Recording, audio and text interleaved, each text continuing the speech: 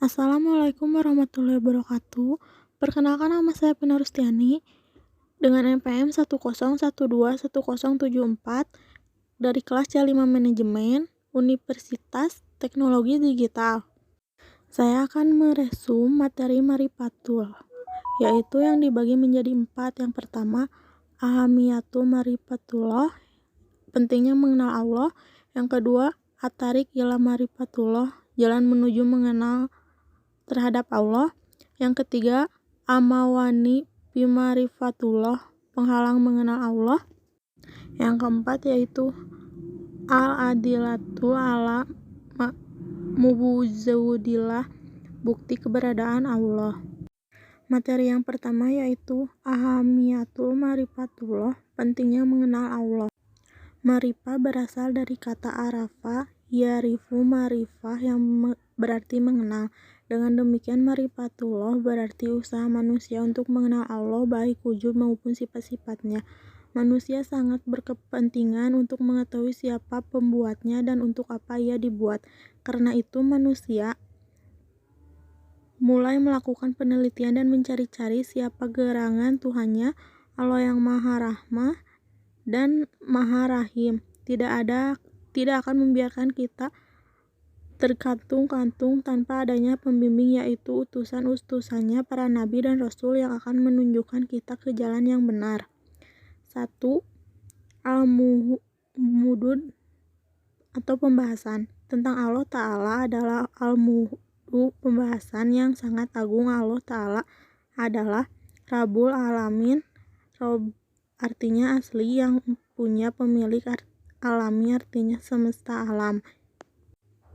Yang kedua itu, pemahaman dan pengetahuan kita tentang Allah Ta'ala harus didukung kuatut dalil-dalil yang kuat. Dalil-dalil yang dimaksud adalah: 1. Dalil nakli, nas yang tertulis dalam kitab. B. Dalil akli atau akal, logika. C. Dalil fitri, fitrah, naluri, sunatullah.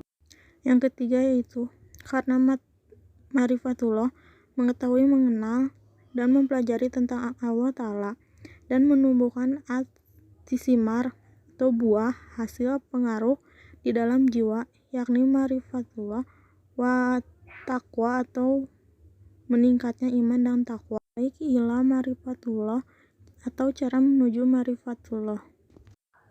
Cara menuju Marifatullah. Allah menganjurkan kepada manusia menerusi Nabi Muhammad agar menjadi bahan berpikir kebesaran Allah Subhanahu wa Ta'ala. Berikut pembahasan dalam At-Tariq ila Marifatullah. Yang pertama, ayat kauliyah dan auniyah. Yang satu, ayat kauliyahat yang difirmankan oleh Allah di dalam Al-Quran surat Atin ayat 1-6. B. Kauniyah, yaitu ayat atau tanda yang wujud sekelilingnya diciptakan oleh Allah Subhanahu wa Ta'ala. Yang kedua, metode Islam. A. Dengan dalil nakli dan akli. B. Menghasilkan iman. Metode pengenalan kepada Allah yang dibawa oleh Islam cukup efektif sehingga menghasilkan keimanan. Yang ketiga yaitu metode selain Islam. Yang pertama, dugaan hawa nafsu. Yang kedua, ragu-ragu. Dan yang ketiga, berakibat kufur. Materi yang ketiga yaitu Al-Mawani bimarifatullah atau penghalang mengenal Allah. Yang pertama yaitu maradu asyahwat, dibagi menjadi 4, yaitu yang pertama, fasik adalah orang yang senantiasa melanggar perintah dan larangan Allah, berkembang dengan kemaksiatan serta senantiasa berbuat kerusakan di bumi.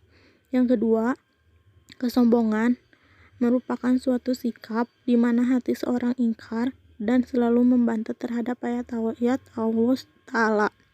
Yang ketiga, kezaliman. Kezaliman adalah meletakkan sesuatu bukan pada tempatnya. Yang keempat, dusta merupakan sifat bohong, pura-pura, dan pengingkaran terhadap ayat Allah Ta'ala.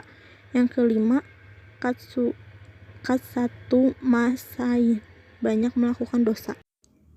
Yang kedua itu maradu syubhat, dibagi menjadi 4, yaitu yang pertama al-jahlu, yakni tidak mau memikirkan ayat-ayat Allah Ta'ala, baik ayat-ayat kauliyah maupun ayat kauniyah. Yang kedua al-irtiyab, hal ini disebabkan karena sedikitnya ilmu dan marifah. Yang ketiga itu al-inhiraf, penyimpangan. Dan yang terakhir al-ghaflah, kelalaian. Materi yang keempat yaitu al-adillatul ala wujudillah, bukti keberadaan Allah. Adanya naluri bertuhan ini terbukti dengan apa yang dirasakan oleh manusia itu sendiri yang selalu merasa butuh kepada zat yang lebih tinggi, lebih kuat dan lebih berkuasa dibanding dirinya agar ia dapat berlindung dan memohon pertolongan kepadanya. Ada bukti-bukti keberadaan Allah Ta'ala yang dapat dinikmati, dilihat, dirasai, atau disentuh oleh indera manusia. Biasanya berupa kejadian luar biasa yang terjadi di tengah-tengah umat manusia. Di antaranya adalah mukjizat para nabi dan rasul yang telah disaksikan manusia. Al-adillah ala muzudillah, eksistensi Allah adalah zat yang tak terbatas sehingga manusia adalah eksistensi yang terbatas.